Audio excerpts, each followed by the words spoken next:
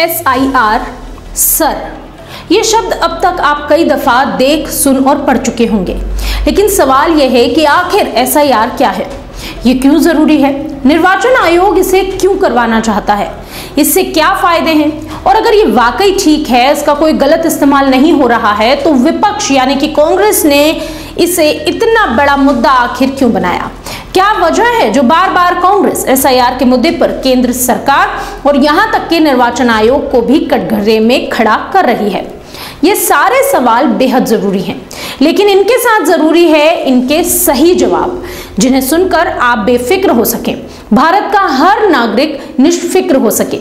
Social media पर तरह तरह की जानकारियां SIR को लेकर प्रसारित की जा रही हैं, वो कितनी सही है, कितनी गलत है, इन सब सवालों के जवाब जानिए इस रिपोर्ट में। नमस्कार, मेरा नाम है कनुप्रिया सत्तन और आप देख रहे हैं राष्ट्रीय जनभावना। इस खबर पर आगे बढ़ें उसके पहले अगर आपने अब तक हमारे चैनल को सब्सक्राइब नहीं किया है तो कर लीजिए। सबसे पहले जानते हैं कि आखिर SIR है क्या। विशेष गहन पुनरीक्षण यानी कि स्पेशल इंटेंसिव रिवीजन, जिसे आप और हम SIR के नाम से जानते हैं, यह एक विशेष मतदाता सूची पुनरीक्षण अभियान है। इस अभियान का उद्देश्य है मृत, स्थानांतरित और डुप्लीकेट मतदाताओं के नामों को लिस्ट से हटाना और उन्हें सही पते और पहचान के आधार पर वोटर लिस्ट को अपडेट कर देना। सुप्रीम कोर्ट ने भी SIR को आगे बढ़ाने की अनुमति दी। SIR के तहत बूथ लेवल पर मतदाता सूची की जांच होती है, फर्जी और गलत एंट्रीज हटाई जाती है, नए पात्र मतदाताओं को इसमें जोड़ा जाता है।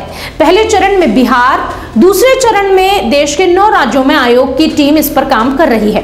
आपको बता दें कि पूरे देश में SIR होना है। SIR का मतलब स्पेशल इंटेंसिव रिवीजन, जो भारत में एक अभियान है। यह अभियान उन मतदाताओं को हटाने के लिए किया जा रहा है जो अब पात्र नहीं है, यानी कि या तो जिनकी डेथ हो गई है या वो यहाँ से जा चुके हैं, साथ ही नए पात्र मतदाताओं को इसमें शामिल करने के लिए। इसके अलावा इसमें यह भी ध्यान रखा जाता है कि प्रत्येक मतदाता का नाम सूची में सही ढंग से हो और साथ ही साथ केवल एक ही बार दर्ज हो। आइए अब ये जान लेते हैं कि आखिर SIR की जरूरत क्यों है, यानी SIR क्यों किया जा रहा है। SIR करवाने का उद्देश्य है सटीक और ताजा मतदाता सूची बनाना, गलतियों को ठीक करना, अपात्र मतदाताओं को हटाना और नए मतदाताओं को जोड़ना। ये बेहद जरूरी प्रक्रिया है। भारत में ये इसके पहले भी हो चुकी है। साथ ही इसके द्वारा प्रवासी मतदाताओं का पंजीकरण किया जा सकता है। SIR की वजह से प्रवासियों और स्थानांतरित लोगों को अपने नाम को चुनाव सूची में दर्ज करवाना आसान होगा और साथ ही इससे लोकतांत्रिक वैधता भी बनी रहेगी। इस प्रक्रिया से एक व्यक्ति एक वोट के सिद्धांत को भी बनाया रखा जा सकेगा। साथ ही साथ फर्जी यानी कि फेक वोटर्स के नाम या वो लोग जिनके नाम एक से ज्यादा बार लिस्ट में आ गए हैं, उनके नाम को भी हटाया जा सकेगा। SIR के जरिए मतदाता भागीदारी को प्रोत्साहन दिया जा सकता है। इसके अलावा जागरूकता अभियान चलाकर ऑनलाइन रजिस्ट्रेशन के द्वारा मतदाता पंजीकरण को सुलभ बनाया जाता है। वोटर लिस्ट के डिजिटल यानी कि इंटीग्रेशन, एकीकरण और रिमोट वोटिंग जैसी नीतियों को लागू करने में मदद करने के लिए SIR बेहद जरूरी है। अब अगर आप जानना चाहते हैं कि SIR से इलेक्शन में क्या फायदे होंगे, तो ये भी जान लीजिए कि ये जांच और सुधार की प्रक्रिया में मदद कर रहा है। भारत के मुख्य निर्वाचन अधिकारी की वेबसाइट पर एक समीक्षा के संदर्भ में ये बताया गया है कि हर व्यक्ति वोट कर सके, कोई अन्य व्यक्ति उसके नाम से वोट ना करे, इसलिए ये किया जा रहा है। अब अगर मैं आपसे कहूं कि आप भी ऐसे कई लोगों को जानते होंगे जिनका नाम किसी अन्य शहर की वोटिंग लिस्ट में है और वो किसी दूसरे स्थान पर रहते हैं, ऐसे में वो अपने मताधिकार का उपयोग नहीं कर पाते। कभी कभी ऐसे लोगों के नाम पर दूसरे लोगों से मतदान करवा दिया जाता है, लेकिन SIR की अगर प्रोसेस पूरी हुई, उसके बाद जो जहां रहता है उस क्षेत्र में ही वो अपना वोट दे सकता है। यानी कि ये बहुत बड़ा और अहम फायदा होगा। क्या आपको ऐसा नहीं लगता? अब आप सोच रहे होंगे कि अगर SIR यानी स्पेशल इंटेंसिव रिवीजन के इतने सारे फायदे हैं, तो आखिर कांग्रेस ने इसका विरोध क्यों किया। जगह जगह से SIR के खिलाफ कांग्रेस के प्रदर्शन की खबरें आपने सुनी होगी। जयपुर में जो बवाल हुआ वो भी आप जानते ही होंगे।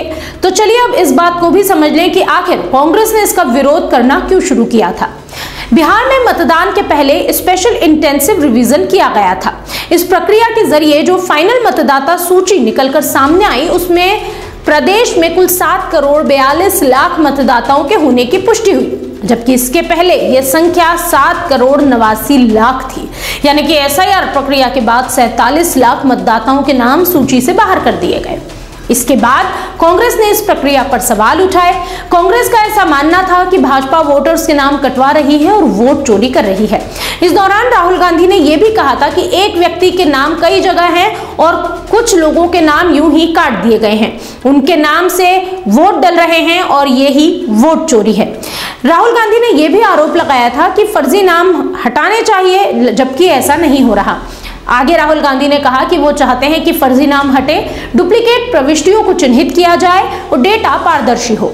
एसआईआर के तहत बूथ लेवल पर मतदाता सूची की जांच हो, फर्जी और गलत प्रविष्टियां हटाई जाए और नए पात्र मतदाताओं को जोड़ा जाए। हालांकि इस मामले में कांग्रेस भाजपा को घेरना चाहती थी, लेकिन चुनाव आयोग वही काम कर रही है जो दरअसल राहुल गांधी खुद भी चाहते हैं। इसलिए कांग्रेस में बीएलओ लेवल पर अब नजर रखने की बात कही है और इसके बाद यह भी आरोप लगाया कि आयोग की जो टीम है वो भाजपा के दबाव में काम करती है।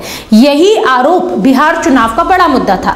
हालांकि इस मुद्दे से कांग्रेस को फायदा नहीं हुआ, ये तो बिहार चुनावी नतीजों ने साफ कर दिया। बहरहाल एसआईआर को लेकर एक उलझन लोगों में देखी जा रही है कि क्या एसआईआर में नाम नहीं है तो देश की नागरिकता आपसे छिन जाएगी। इसका सीधा जवाब है कतई नहीं। नागरिक का नाम वोटर लिस्ट में नहीं होने का केवल इतना मतलब होगा कि मतदान का जो पंजीकरण है, जो रजिस्ट्रेशन है, वो पूरा नहीं हुआ, यानी आपके पास वोटिंग के राइट्स नहीं हैं। लेकिन इसका कतई ये मतलब नहीं कि आप भारतीय नागरिक नहीं हैं या आपको देश से बाहर निकाल दिया जाएगा। यानी भारतीय नागरिकता खत्म होने का इससे कोई संबंध नहीं है। एसआईआर का भारत की नागरिकता से कोई लेना देना है ही नहीं। तो चलिए अब ये जान लेते हैं कि ये फॉर्म कैसे भरा जा सकता है। इसे ऑनलाइन और ऑफलाइन दोनों तरह से भरा जा सकता है। निर्वाचन आयोग की मतदाता सेवा पोर्टल या राज्य के सीईओ पोर्टल पर जाकर आप इससे भर सकते हैं। फॉर्म लिंक एसआईआर अवधि की शुरुआत से लेकर अंतिम तिथि तक एक्टिव रहेगा। जैसे मान लीजिए कि अभी मध्य प्रदेश में ये प्रोसेस चल रही है, तो मध्य प्रदेश के लिए वो फॉर्म आपको तब तक मिलेगा जब तक उसकी अंतिम तिथि ना आ जाए। यहाँ आप अपना EPIC यानी कि एपिक नंबर, मतदाता पहचान संख्या नंबर दर्ज करें। यदि आपके पास पहले से वोटर आईडी कार्ड है तो एपिक नंबर भरकर आप अपनी जानकारी जो है, जो आपसे रिलेटेड जानकारी है, वो आपको पोर्टल पर नजर आने लगेगी। अब आप सोच रहे होंगे कि EPIC यानी एपिक नंबर आखिर क्या है।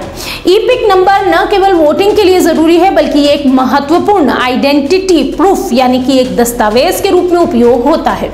सरकारी योजनाओं में इस नंबर की जरूरत पड़ती है। एपिक नंबर एक 10 अंकों का यूनिक नंबर होता है जो प्रत्येक मतदाता की पहचान को सुरक्षित और खास बनाता है। लेकिन अगर आप फर्स्ट टाइम वोटर हैं या आपने पहले से आपका पंजीकरण नहीं था, आप पहली बार वोट डालेंगे, तो आपको एक नया फॉर्म भरना पड़ेगा और ये ऑप्शन भी आपको यही मिल जाएगा।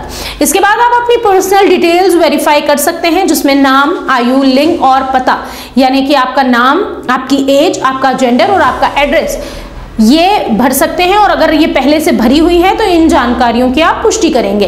अगर इनमें कोई गलती है या आप संशोधन करना चाहते हैं तो वो आप सुधार कर सकते हैं। हाल ही की फोटो आपको अपलोड करनी होगी। फोटो में चेहरा स्पष्ट और आंखें खुली होनी चाहिए। ये फोटो पासपोर्ट साइज की होनी चाहिए। इस फॉर्म में सभी सटीक जानकारी भरने के बाद निर्धारित स्थान पर ई-सिग्नेचर करें और साथ में अगर जरूरी है तो डॉक्यूमेंट भी संलग्न करें। जैसे अगर आपने पता बदला है तो उससे रिलेटेड, अगर आयु प्रमाण पत्र, जन्म प्रमाण पत्र, मैट्रिकुलेशन सर्टिफिकेट, आधार, पासपोर्ट आदि। अगर आपका पता बदल गया है तो एड्रेस प्रूफ आपको जमा करना होगा। ऑनलाइन फॉर्म सबमिट करने से पहले सभी जानकारी जांच लीजिए।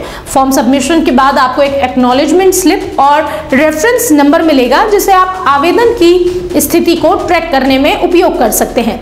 इसके अलावा अगर आप ऑफलाइन करना चाहते हैं तो आप BLO या निर्वाचन अधिकारी से संपर्क कर सकते हैं, विशेष रूप से यदि आपने नया पंजीकरण किया है या मतदाता क्षेत्र बदला है तो ये थी एसआईआर से जुड़ी सभी जानकारी। अगर आपको एसआईआर को लेकर अब भी कुछ सवाल हैं, आपको जानना चाहते हैं, तो कमेंट बॉक्स में आप हमसे जरूर पूछ सकते हैं। इसी तरह की खबरों और जानकारियों के लिए देखते रहिए राष्ट्रीय जनभावना।